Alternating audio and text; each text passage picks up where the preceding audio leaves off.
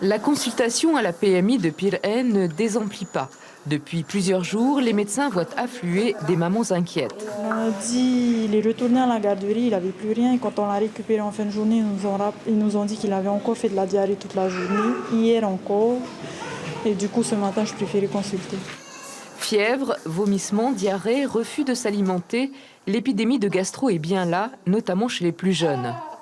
Il faut consulter le plus rapidement possible parce que nous, on reçoit des enfants de 0 à 3 ans. Donc, c'est des enfants qui sont quand même assez vulnérables par rapport à la déshydratation.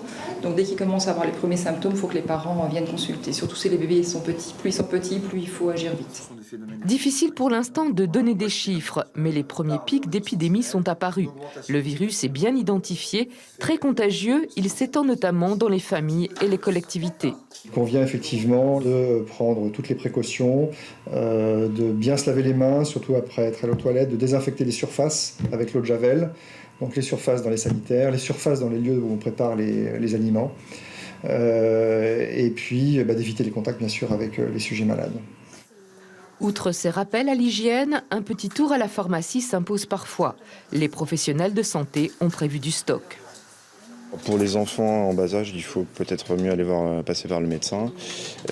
Sinon, pour ceux qui sont un peu plus âgés, on peut donner ces solutés sans ordonnance. Et surtout, ce qui est la complication qu'il peut y avoir, c'est la déshydratation qu'il faut absolument éviter.